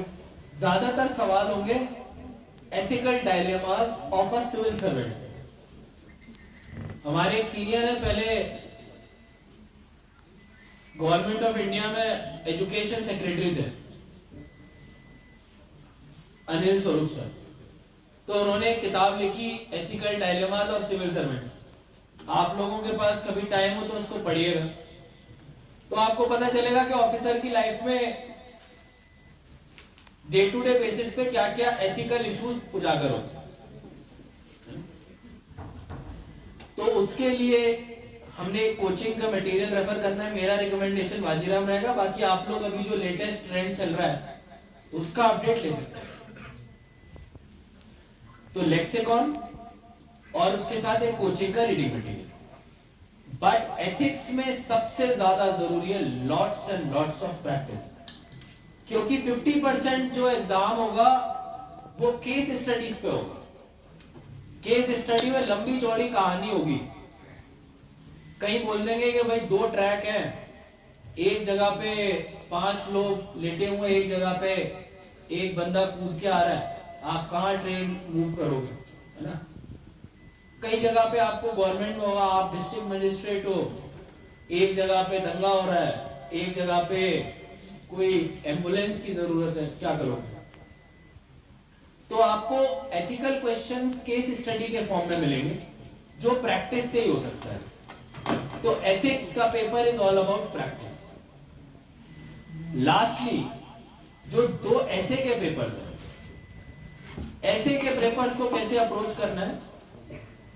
जैसे मैं अपने टाइम पे देखता था, काफी सारे लोग होते थे, वो तो सेइंग और कोटेशंस को ही याद करते रहते थे, मगअप करते रहते थे। कोई 100 कोटेशन याद कर लेगा। That is not the demand of this exam. अगर कोई टॉपिक है, मान लीजिए कोई टॉपिक, इंडिया अभी जैसे 2022 का आजादी का अमृत महोत्सव, तो what is the significance of आजादी का Amrit Mahotsav in the context of Indian freedom struggle. बड़ा ब्रॉड टॉपिक हो गया। तो इंडियन फ्रीडम स्ट्रगल में इंडियन फ्रीडम फाइटर्स ने, नेहरू जी ने, पटेल जी ने, सुभाष चंद्र बोस ने, गांधी जी ने, सब लोगों ने क्या बोला कि भाई हम लोग आपको एक फॉरेन रूल से आजादी दिलाएंगे, and it will be a government for the people by the people. For the people में क्या हुआ कि आप लोगों ने भाई पब्लिक के वेलफेयर के लिए काम करना है, आपने पैसे को उठा के ब्रिटेन नहीं ले जाना, आपने पैसे को यहीं पे खर्च करना है। बाय द पीपल आपने डेमोक्रेसी बनानी है। 75 साल हो गए डेमोक्रेसी के। तो द रिलेवेंस ऑफ आजादी का अमृत महोत्सव इस के भाई 75 इयर्स के बाद क्या हम अपने फ्रीडम फाइटर्स के प्रोमिसेस को और कॉन्स्टिट्यूशन के प्रोमिसेस को लोगों तक ले जा पाए। इसका जवाब हाँ और ना दोनों। लाइट चली गई रिमोट एरियाज में, तो अब हमें यूपीएससी का ऐसा सोर्स प्रोवाइड करो यहाँ, ताकि मैं बाहर जाना ही ना पड़े इसकी प्रिपरेशन के लिए। आपको क्या सोच है बताओ। सर जैसे कि यहाँ पे इंस्टीट्यूशन की प्रॉब्लम है, हमें बाहर जाना पड़ता है दृष्टि के लिए, कोचिंग के लिए, तो हमें यहीं पे अगर मिल जाए तो हमें बाहर जाने की जरूरत है। इसमें 2 चीजें हैं। हम यूपीएससी कोचिंग को भी इधर लाने की कोशिश कर रहे हैं, जैसे बायजूस आकाश का नीट वाला आ रहा है। दूसरा एक जो एलिमेंट है, आज की तारीख में कोचिंग इंस्टीट्यूट जो है ना, उस तरीके का क्रिटिकल इंपॉर्टेंस नहीं रहा जो 20-30 साल पहले था। पहले सब लोग दिल्ली में राजेंद्र नगर जाते थे, अब उस तरीके का क्यों नहीं है, क्योंकि इंटरनेट का जमाना आ गया। आपको सारे नोट्स आपको ऑनलाइन मिल जाते हैं, टीचर्स के गाइडेंस आपको ऑनलाइन मिल जाते हैं। मैं मानता हूं कि एक क्लासरूम एनवायरनमेंट को हम नहीं बना सकते, उसको रेप्लिकेट करना तो ये बोलना होगा कि टीचर्स की कोई इंपॉर्टेंस नहीं। आई वुड ऑलवेज से कि ऑफलाइन इज ऑफलाइन, तो उसके लिए हमारे पास 2 तरीके, एक तो हम यूपीएससी को भी इधर लाने की कोशिश करेंगे, दूसरा आप भी इंटरनेट के जो मैंने आपको सोर्सेज बताए, एक इनसाइट्स ऑन आईएएस बड़ा अच्छा है, ऑनलाइन वेबसाइट्स है, सारा आपको मटेरियल आपको मतलब इतना ज्यादा मिल जाएगा, यू विल बी बॉम्बार्डेड। आप नोट करके रखिए सारा जो सर बता रहे हैं सब। तो आज की तारीख में पता है क्या होता है कि information is no longer the issue, यानी कि पढ़ने को तो बहुत कुछ है, पढ़ने के लिए टाइम ही नहीं है। चैलेंज क्या है कि पढ़ना कैसे है और वो गाइडेंस। तो उसके लिए हमने या तो इधर कोचिंग लाना है, जिसके लिए हम ट्राई कर रहे हैं, या फिर जो हमारा किश्तवाड़ रीडिंग हब है उसमें हम लोग कोशिश कर रहे हैं कि एटलीस्ट हर संडे एटलीस्ट एक रेगुलर फीचर बन जाए कि जितने भी सिविल सर्विसेज और मेडिकल के एस्पिरेंट्स हैं वो आए और 1-1 घंटे का सेशन हो। उससे क्या होगा कि जो भी बच्चा अपनी तैयारी कर रहा होगा रेगुलरली पूछ पाएगा क्या मैं सही रास्ते पे हूँ, क्या मैं पढ़ाई ठीक से कर रहा हूँ। सबसे क्रूशियल कंपोनेंट होता है किसी भी कॉम्पिटिटिव एग्जाम का टेस्ट सीरीज। क्यों? आप सोचो कि आप बहुत अच्छा कर रहे हो, आपने एग्जाम दिया, आपकी रैंक तो 15,000 से भी बाहर है। कॉम्पिटिटिव एग्जाम में तो सारा खेल ही रैंक का है। तो अगर आप अच्छी ऑनलाइन टेस्ट सीरीज ज्वाइन कर लेते हैं, अगर आप अच्छा गाइडेंस ऑफलाइन जो कि हम लोग प्रोवाइड कर सकें, काफी अच्छे केएस ऑफिसर्स भी इधर हम लोग जो किश्तवाड़ रीडिंग हब में आपको हर संडे प्रोवाइड करें। और तीसरा, अगर एक अच्छा कोचिंग हम लोग इधर ले आए जिसकी कोशिश करें तो काफी हद तक इस चीज में मुझे लगता है आपका प्रॉब्लम सॉल्व हो पाएगा। ऐसे पे पहुंच गए थे, ऐसे में हम लोगों ने ईडियम्स और सेइंग्स को याद रखने के लिए 100 500 सेइंग्स को याद करने के लिए ही अपना ऐसे का प्रिपरेशन बना लिया है, ऐसा नहीं है। आपने रेलेवेंट टॉपिक्स पे, रेलेवेंट टॉपिक्स क्या होता है? मान लीजिए पॉलिटिकल एथिक्स, ठीक है, governance, sports, education, health, law and order and peace in society, communal harmony in society, science and technology and innovation, world order and relations between various countries। ये बड़े broad topic हैं। Health मैंने आपको कितना बड़ा broad topic बोल दिया, इसके अंदर तो कोई भी टॉपिक हो सकता है। अगर आप ऐसे 15-20 ब्रॉड टॉपिक्स को बना लें जिसके ऊपर आपने 2 या 3 अच्छे कपलेट्स, कुछ रिनाउंड साइंटिस्ट के, कुछ पॉलिटिकल लीडर्स के, थॉट लीडर्स के आपने कुछ लाइंस बना ली जिनको कि आप अपने ऐसे में क्रूशियल जगहों पे यूज कर सकते हैं, है ना? कि भाई अगर हम मोरालिटी के ऊपर, पॉलिटिकल मोरालिटी के ऊपर, इलेक्शन में करप्शन के ऊपर बात करें तो हम कभी प्लेटो को कोट कर दें, कभी हम महात्मा गांधी को कोट कर दें, डेमोक्रेसी के लिए हम अमेरिका के किसी फाउंडिंग फादर को, जेफरसन को कोट कर दें, साइंस एंड टेक्नोलॉजी और critical thinking and scientific temperament के लिए हम हमारे मौलाना आज़ाद को कोट कर दें, या फिर हमारे यहाँ के जो सीवी रमन और जो बड़े बड़े साइंटिस्ट हुए उनको कोट कर दें, सोशल रिफॉर्म्स के लिए हम राजा राम मोहन रॉय को कोट कर दें। इस तरह की जो हमारी चीजें हैं, अगर हम उनको टॉपिक वाइज लेके चलते, social reforms, health, education, law and order, governance, science and technology, innovation, तो हमको बहुत ज्यादा याद करने की जरूरत नहीं पड़ेगी। जब हमारे को टॉपिक आएगा मुझे याद आ जाएगा, अरे यार मुझे तो इसमें ये 2-3 मैंने ईडियम्स याद करे थे, मैं लिख दूंगा उसको कोट करके। इमीडिएटली टॉपिक पढ़ के मैंने उसके बगल में लिख दिया, मुझे तो इसके अगेंस्ट 2 याद है, तो मैंने अपने टॉपिक की तैयारी शुरू कर दी। टॉपिक की तैयारी कैसे शुरू की? सबसे पहले मैंने लिख दिया भाई मुझे 2 ईडियम याद है, याद हो नहीं हो ऑप्शनल है, I will never say it's the centre point of your एसे। वो ये नहीं बोलेगा भैया आपने कितनी सेइंग्स लिखी अपने एसे में। सेइंग से क्या होता है? कंटेंट की बात है। एसे का कंटेंट जब होगा, सबसे पहले तो आपने टॉपिक समझना है। कई बच्चे टेंजेंशियल चले जाते हैं, टॉपिक ही नहीं समझ पाते, किसी और चीज पे लिख देते। टॉपिक आपसे क्या जानना चाह रहा है? जब आपसे टॉपिक क्या जानना चाह रहा है आपने समझ लिया, तो आपने पहले लिखा कि भाई मैं एक रफ शीट ले ली, ऐसे के लिए बता रहा हूं, रफ शीट लेना जरूर।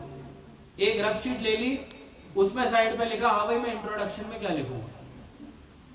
इंट्रोडक्शन में आपने उस टॉपिक के बारे में जो अभी आपको जानकारी सरफेस पे जो जानकारी आपको लग रही है वो आपने बता दी। उसके बाद आप आ गए बॉडी ऑफ द एसे पे। बॉडी ऑफ द एसे पे आपने मेन सब्जेक्ट को टच किया। उस सब्जेक्ट को टच करने में आपने अलग अलग डायमेंशंस को पकड़ा। कई बच्चे बोलते हैं सर, कई लोग तो टॉपिक ऐसे 1-1 घंटा लिखते रहते हैं, मुझे समझ में ही नहीं आता, मेरा ऐसे आधे घंटे में खत्म हो जाता है, मैं लिखूं क्या? किसी भी टॉपिक के मल्टीपल डायमेंशंस होते हैं। जैसे कि बात कर लेते हैं इंडियन फ्रीडम स्ट्रगल में क्या रोल रहा जो हमारी डिफेंस फोर्सेस यानी कि ब्रिटिश ट्रूप्स थे। 1857 का म्यूटिनी जैसे हो गया, तो हर चीज का जवाब पिलर्स पे आप दोगे। कैसे दोगे? आप उस ऐसे के टॉपिक का सोशल एस्पेक्ट बताओगे, आप उस ऐसे के टॉपिक का हिस्टोरिकल एस्पेक्ट बताओगे, इकोनॉमिक एस्पेक्ट बताओगे और पॉलिटिकल एस्पेक्ट बताओगे। 4 एस्पेक्ट होंगे, सोशल, हिस्टोरिकल और इकोनॉमिक एंड पॉलिटिकल। कोई भी चीज हुई, कहीं भी हुई, क्यों हुई, उसके ये 4 या 5 डायमेंशन हो सकते हैं, है ना। साइंटिफिक टेम्परामेंट की बात करते हैं। भाई किसी सोसाइटी में पॉपुलेशन साइंटिफिक तरीके से सोचेगी कि नहीं सोचेगी, उसके क्या क्या रीजन हो सकते हैं। एक तो हिस्ट्री हो सकती है। हिस्ट्री में ये हो सकता है कि भाई साइंटिफिक टेम्परामेंट का पहला इतिहास कैसा रहा है, पहले लोग कैसे रहे।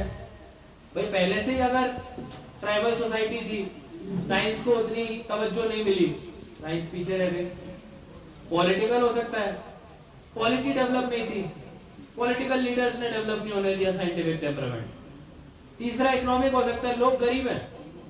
साइंटिफिक टेम्परामेंट के लिए पहले आपको अवेयरनेस चाहिए, एजुकेशन चाहिए। तो मल्टीपल एस्पेक्ट्स को आपने टच कर दिया और किसी भी टॉपिक के ऊपर आप जवाब लिख सकते हो अगर आप इन 4-5 पिलर के ऊपर बना देते। लास्टली होता है कंक्लूजन। कंक्लूजन बड़ा इंपॉर्टेंट है।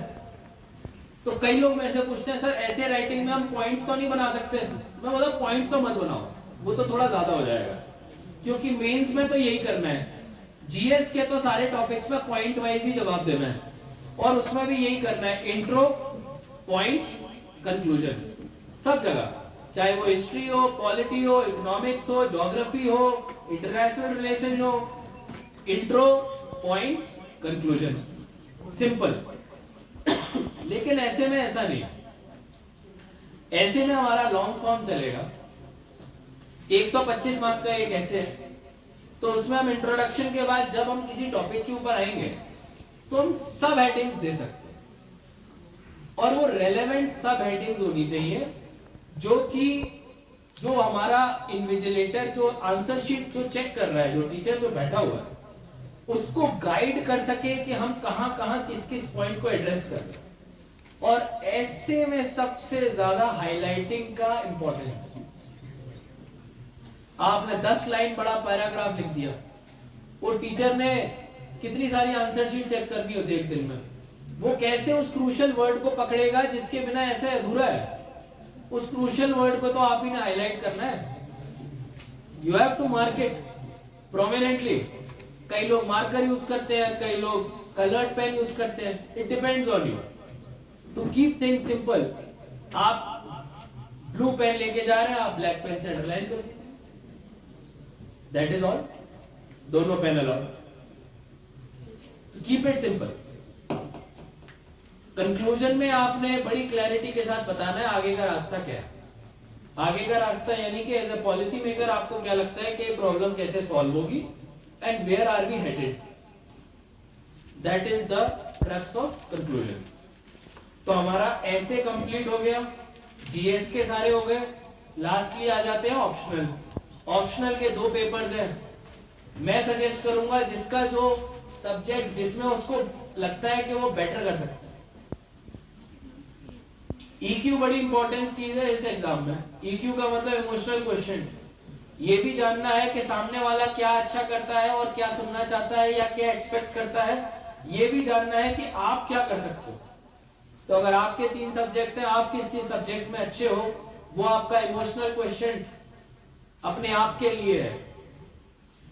उससे आप गाइडेंस लोगे कि भाई हाँ मेरे 3 सब्जेक्ट हैं, हिस्ट्री, ज्योग्राफी, एंथ्रोपोलॉजी।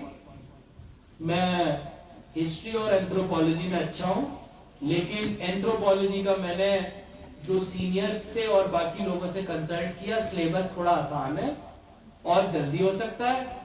ऑप्शनल अगर मैं एंथ्रोपोलॉजी ले लूंगा तो शायद मैं अपना ऑप्शनल जल्दी तैयारी कंप्लीट कर लूं। मार्क्स भी उसमें अच्छे आ जाते हैं लोगों के अगर वो बेसिक चीजें अच्छे से कर दे। एंथ्रोपोलॉजी डन कर दे। Have a scientific approach to select your optional. My approach was कि मैंने एमबीबीएस की हुई थी। अगर मैं कोई और सब्जेक्ट चूज करता, एक तो मुझे मेहनत करनी पड़ती, दूसरा, मुझे लगा कि इतना एक जगह पे एक फील्ड में टाइम दिया है तो इट इज इम्पोर्टेंट कि मैं अपनी उस नॉलेज को यूज करूं। तीसरा, इंटरव्यू में भी लोग पूछ लेते हैं कि भाई आप डॉक्टर बन गए थे, मेडिकल का पेशा भी छोड़ दिया, ऑप्शनल सब्जेक्ट भी छोड़ दिया, तो फिर एमबीबीएस क्यों करी, एग्जाम ही क्यों दिया, सीट जाया कर दी। तो हम लोग ये बोल सकते हैं कि भाई पहली बात तो नॉलेज तो एक एक्वायर हो जाती है, लाइफ लॉन्ग आपके साथ चलती है। दूसरा, ऑप्शनल में मैंने मेडिकल साइंस लिया था, तो आई थॉट कि I would be able to do the justice to it. तो ऑप्शनल इज वेरी क्रूशियल। अपना ऑप्शनल बहुत ध्यान से चुने, scientifically point by point wise चुने, आपको कभी कोई इशू नहीं आएगा। तैयारी में बीच में मुड़ के नहीं देखना पीछे, एक बार अच्छा चुन लिया तो फिर आगे चलते रहे। कई लोग नवंबर में अब सोचते हैं यार अब तो गलती हो गई, चेंज कर। शुरुआत का अप्रोच सही रखना है। क्या अप्रोच है? EQ के थ्रू अपनी स्ट्रेंथ्स एंड एबिलिटीज पता लगानी है, आप किस सब्जेक्ट में अच्छे हो। नॉट नेसेसरी कि आप जिस सब्जेक्ट में अच्छे हो उस सब्जेक्ट को आपको सबसे ज्यादा पसंद भी है। You have to find the right balance. अच्छा सब्जेक्ट प्लस जिसमें इंटरेस्ट भी अच्छा हो, है ना। Find the right balance and choose your option. So these are the main points as far as UPSC preparation are concerned. Timeline में अगर आप आज तैयारी शुरू करते हैं तो आप डेली मॉर्निंग में हिंदू न्यूज़पेपर से शुरू करें, अपने जीएस के सब्जेक्ट्स की पढ़ाई शुरू करें। आपको मैंने सारे सब्जेक्ट्स की किताबें बता दी, जीएस 1 2 3 4 की। ऐसे के लिए मैंने आपको बता दिया कैसे करना है, प्रैक्टिस करनी है। एथिक्स के लिए प्रैक्टिस करनी है। टेस्ट सीरीज बहुत इंपॉर्टेंट है। दिसंबर तक अपने मेंस की तैयारी करो, जनवरी के महीने में प्रीलिम्स की तैयारी शुरू करो। प्रीलिम्स की तैयारी में सीसेट की प्रैक्टिस फरवरी में शुरू कर दो। टेस्ट सीरीज में मार्क्स एक बार अपने रैंकिंग चेक कर लो।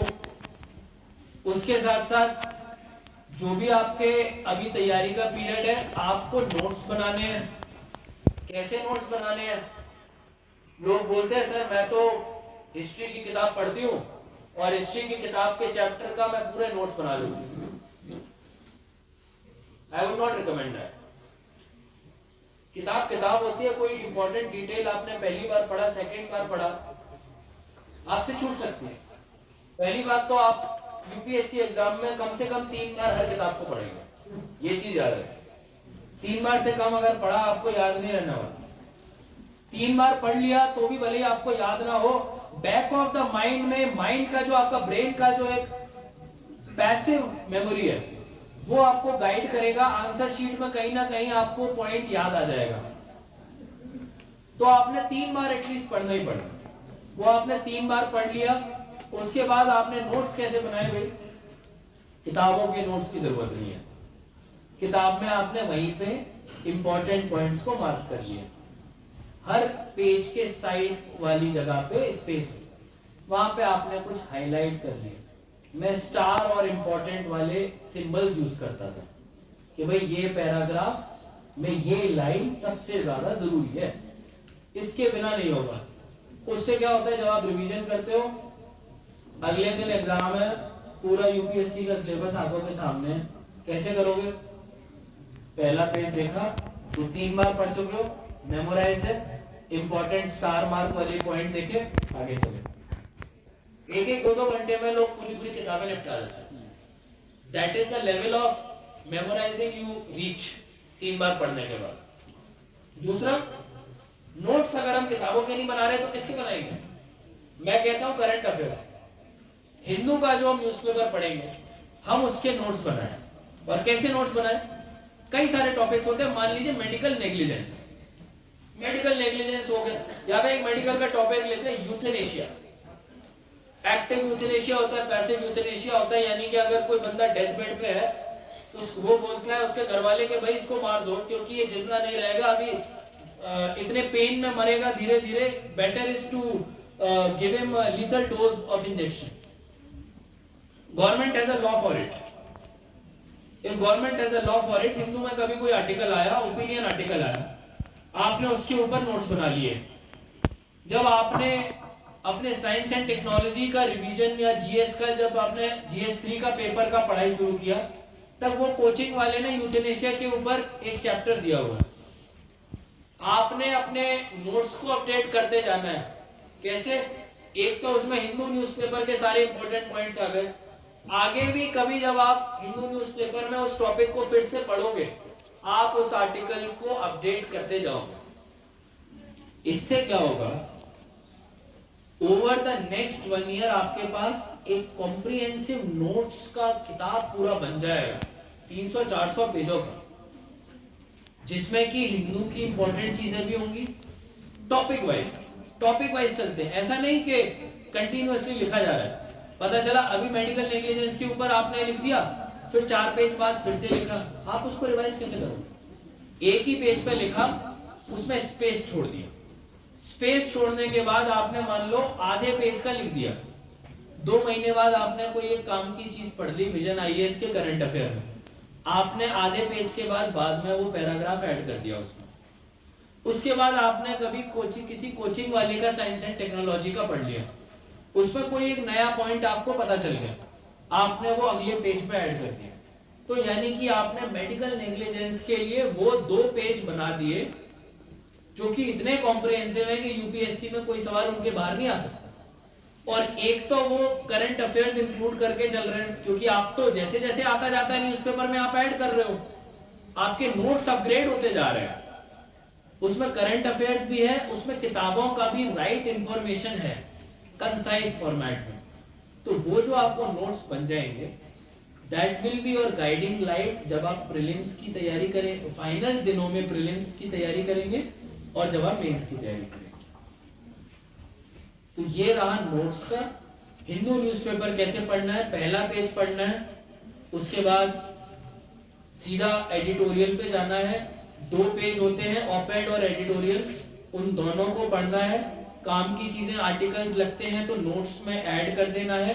उसके बाद इकोनॉमिक्स का पेज पढ़ना है, इंटरनेशनल रिलेशंस का पेज पढ़ना है। लोकल पॉलिटिक्स वाले पेज में नॉर्मली कोई रेलेवेंट चीज नहीं मिलती है।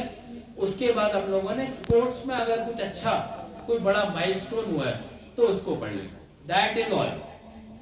अगर आप ये अप्रोच अपनाओगे, पहले पेज में आपको 5 मिनट लगेंगे, इकोनॉमिक्स के पेज में आपको कोई काम की चीज मिली तो 5 minute, another 5 minutes probably for sports and international relation. उसके बाद कहानी शिफ्ट हो जाएगी ऑपेड पे और एडिटोरियल पे, which will take half an our.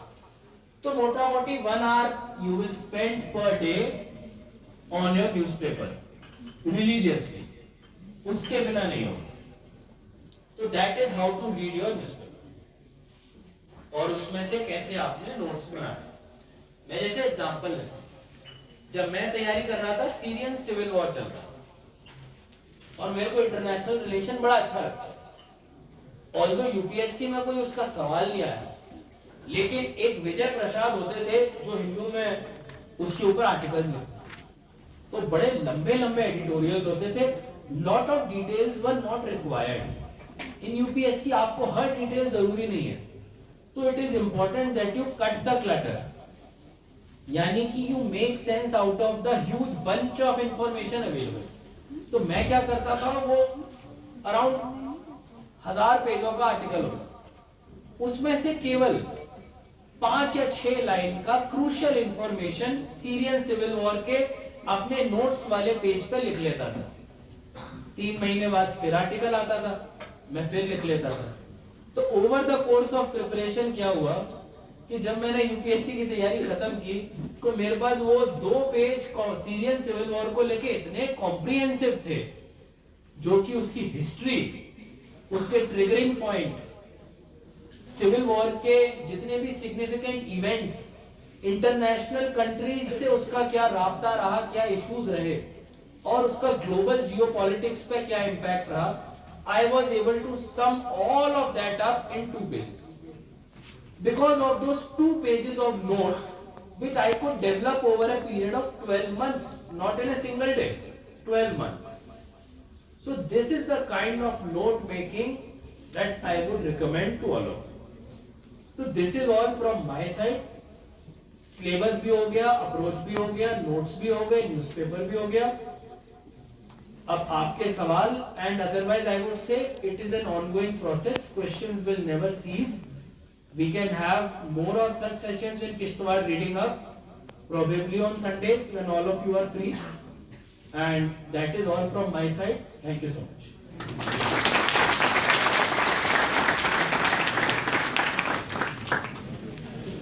मेरा नाम अमित राठौर है और मैं सेकंड सेमेस्टर का स्टूडेंट हूँ सर। मैं सरूर इलाका। सर मैं पूछना चाहता हूँ सर कि कोचिंग इम्पोर्टेंट है या सेल्फ स्टडी से हो सकती है कि नहीं? कोच इम्पोर्टेंट है, उसमें कोचिंग हो या ना हो डिपेंड करता है। कई लोग होते हैं उनके लिए कोचिंग एक तरीके का रुकावट भी डाल देती है अगर वो सेल्फ स्टडी के लिए टाइम ना दे, है ना।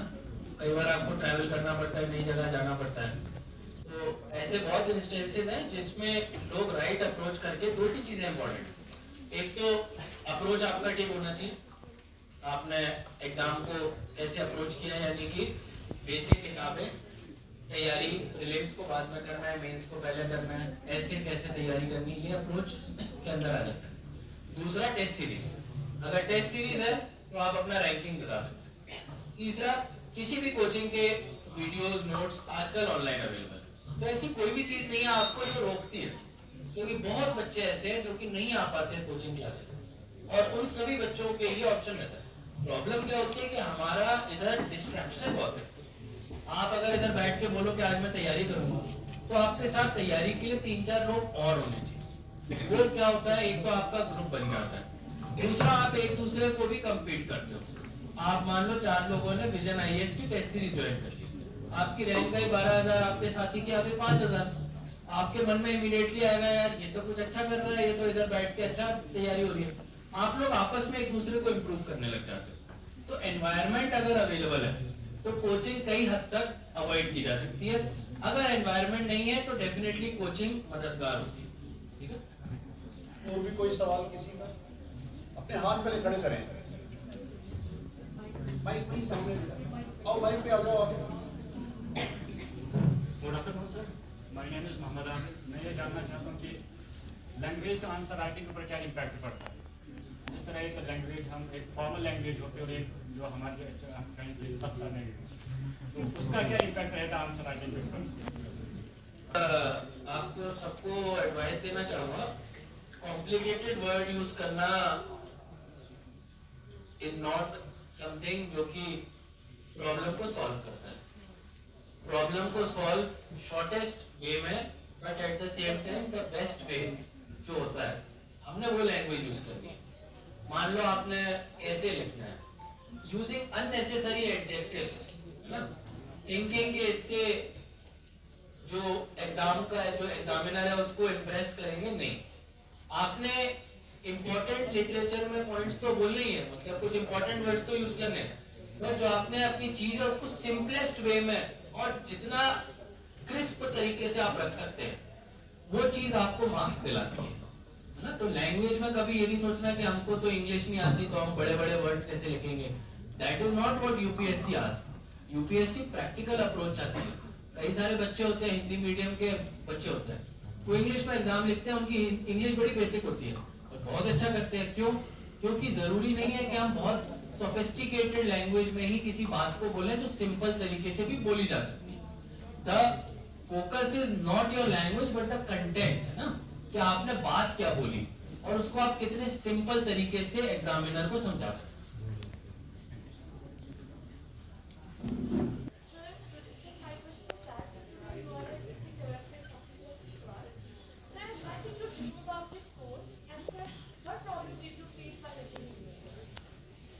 I learned about this in around 7th semester of MBBS. Before that, I had no intention of joining civil services. So, किसी का भी सिविल सर्विसेज पहले से एम हो सकता है, नहीं भी हो सकता है, depend on person to person. In my case I started from 7th semester और the main hurdles was this transition period, है ना। So one thing I would always say in this job that emotional intelligence is very important. At a very early age, I was able to find out what are my strengths and weaknesses. मैं किन चीजों में अच्छा हूँ और किन चीजों में खराब हूँ। अगर आज मैं बोलूँ मुझे फिजिक्स बहुत अच्छी लगती है, बट मैं स्टीफन हॉकिंग्स नहीं बन सकता, मैं क्या करूँ? मैं बनने की कोशिश करता रहा और अपनी पूरी जिंदगी इसी में निकाल दूँ। या फिर मैं वो चीज सोचूं जो मैं कर सकता हूँ और वो करने की कोशिश करूँ और उसमें सक्सेसफुल हो जाऊं। तो इट इज वेरी इंपॉर्टेंट कि हम लोग अपनी कैपेसिटी, अपने स्ट्रेंथ्स एंड वीकनेसेस को आइडेंटिफाई कर सकें।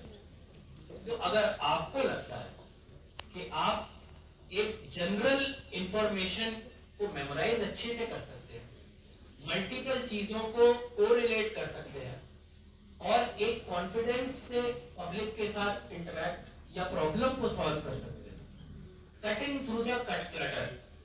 मान लो आपको बहुत सारी इंफॉर्मेशन बॉम्बार्ड करके, बट आप राइट चीज को आइडेंटिफाई करके सॉल्यूशन बता सकते हैं, तो then you are ready for this exam and then you are a civil service material.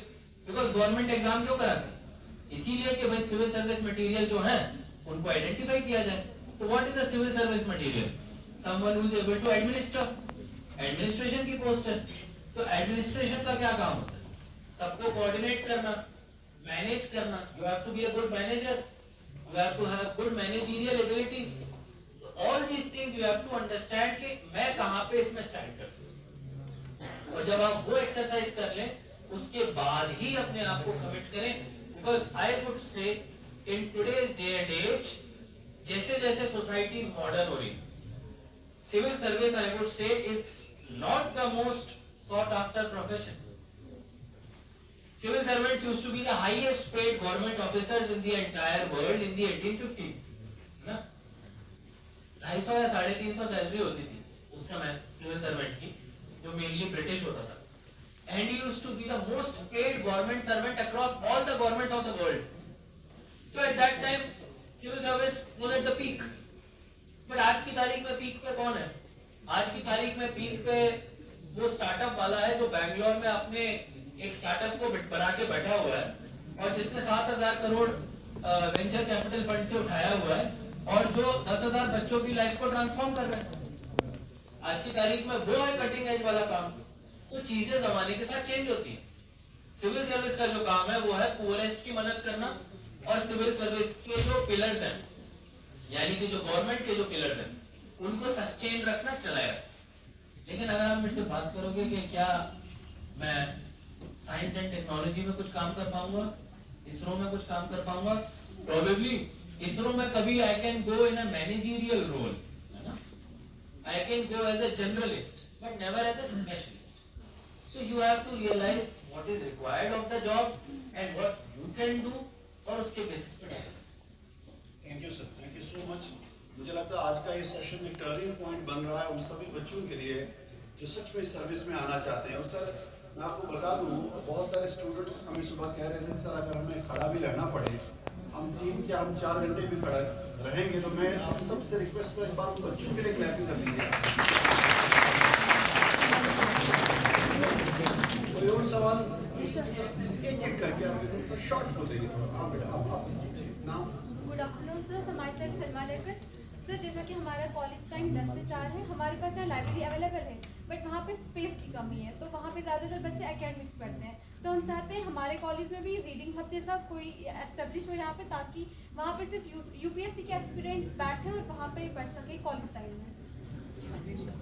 College time में आपको पढ़ना है तो आप कहीं भी पढ़ सकते हैं। उसमें मुझे लगता है कि मैं तो बोलूँगा एक जिस तरीके का फोकस ये एग्जाम डिमांड करता है, आप तो क्लासरूम में भी बैठ के पढ़ सकते हैं। But otherwise I think madam you can explore this opportunity if we can provide some space to the students. Thank you बेटा। सर गुड आफ्टरनून सर, मेरा नाम सुहानी आर्यन है। सर मेरा सवाल आपसे है कि ड्यूरिंग प्रिपरेशन एज की सिलेबस बहुत वास्ट है तो हम बहुत डिमोटिवेट हो जाते हैं, तो किस तरीके से खुद को मोटिवेट रखें? और सर आपने अपनी प्रिपरेशन के टाइम अपने आप को कैसे मोटिवेट रखा है? सर एंजॉय करना चाहिए चीज़ों को ना। अगर आपको पढ़िया कि मैं लक्ष्मीकांत की किताब दे दी, आपको पहली लाइन में ही नींद आने लगती, कोई फनी नहीं रहा, फिर तो तैयारी कर, है ना। वहीं आपने एक इमरजेंसी के ऊपर आर्टिकल पढ़ा, इंटरेस्टिंग सा, हिंदू में आया हुआ है ऑपेड, उसके बाद आपने लक्ष्मीकांत खोली और आर्टिकल 356 पढ़ा, तो चीजें आपने लिंक करी, आपने इंटरेस्ट डेवलप किया, है ना। कहीं पे कोई कॉन्स्टिट्यूशनल क्राइसिस हो गया कोई गवर्नमेंट के अगेंस्ट नो कॉन्फिडेंस मोशन आ गया, आपने पार्लियामेंट वाला चैप्टर पढ़ा, तो आपने चीजों को अपने लिए इंटरेस्टिंग बना के रखना। अगर आप उसको एग्जाम की तरह पढ़ोगे तो चीजें मुश्किल तो हो जाएंगी। अगर आप खुद सोचोगे कि हाँ यार मतलब आउट ऑफ क्यूरियोसिटी क्यों नहीं पढ़ा जाए चीजों को, तो एंजॉय करके पढ़ोगे तो कभी। Thank you. मेरा क्वेश्चन है कि हम कॉलेज के साथ साथ प्रिपेयर यूपीएससी को कैसे करें, कैसी अप्रोच लें, और जैसे GS4 हमारा डायनिंग सब्जेक्ट है सर, उसको कैसी अप्रोच लेके हम प्रिपेयर करें? एथिक्स का बता रहा हूँ। एथिक्स वाला तो मैंने आपको बताया केस स्टडीज और क्वेश्चन पेपर सॉल्व करके वो हो पाएंगे। तो आपने लोगों के जवाब देखने, मॉडल आंसर होते हैं पुराने साल के ना, आपने उनको पढ़ के आइडिया लगा लेना है कि पॉइंट बाय पॉइंट कैसे आंसर राइटिंग करनी है, और फिर खुद से प्रैक्टिस करनी है। और कॉलेज टाइम की तैयारी का ये है कि अगर आपका 9 से 4 या 9 से 6 3 का है तो एम्प्टी स्पेसेस, मैंने एक पोएम पढ़ी थी, इंग्लिश की किताब थी, आई थिंक 7th क्लास की बात है। एम्प्टी स्पेसेस है ना, हमारे दिन के रूटीन में बड़े सारे एम्प्टी स्पेसेस होते हैं। तो आपने जैसे मान लो सुबह जल्दी आ गए, आप अपने साथ हिंदी का न्यूज़पेपर लेके आ गए, आपके पास कॉलेज में 1 घंटा तो आराम से 6 घंटे में निकल जाएगा, आपने अपना न्यूज़पेपर उसमें खत्म कर दिया। फिर टाइम मैनेजमेंट, आप वापस गए तो आपने कितने टाइम में पढ़ाई फिर से शुरू करनी है। एट द सेम टाइम अपने आप को रिफ्रेश करना, अपने आप को हर 2 घंटे में बाहर जाना, थोड़ा लोगों से बातचीत करके रखना, so that your brain doesn't get tired, and keep your self hydrated, keep your self मतलब अच्छा खाना खाना। सो अगर ये थोड़ा सा टाइम आप अपना मान देना और उसको आप बिना थके फॉलो करें। लोग बड़े ओवर एम्बिशियस हो जाते हैं, फिर थक जाते हैं, फिर बोलते हैं सर नहीं हो पा रहा। वो आपने पहले ही सोचना था नहीं हो पा रहा है, तो एक चीज टारगेट करो, नहीं हो पा रही तो मॉडिफाई करो, वाटर डाउन करो, तो अकॉर्डिंगली इसके करो। कॉलेज के एम्प्टी स्पेसेस और बात का टाइम है।